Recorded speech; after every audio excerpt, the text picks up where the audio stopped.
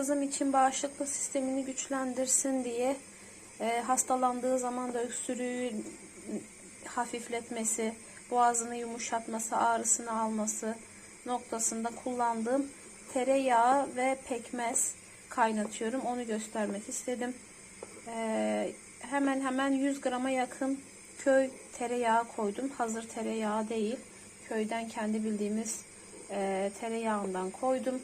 Yaklaşık 1 su bardağı, 1,5 su bardağı da pekmez koydum. Şimdi bunu kaynatıyorum. İyice tereyağı ve pekmez birbiriyle özdeşleşecek ve sabah akşam istediğim zaman bir kaşık yine hafif ısıtarak tavada bekletiyorum. Hafif ısıtarak kızıma veriyorum. Tereyağı kadar bağışıklık sistemini güçlendirecek başka hiçbir şey inanın olamaz. O yüzden sizler de muhakkak tereyağı ve pekmezi deneyin.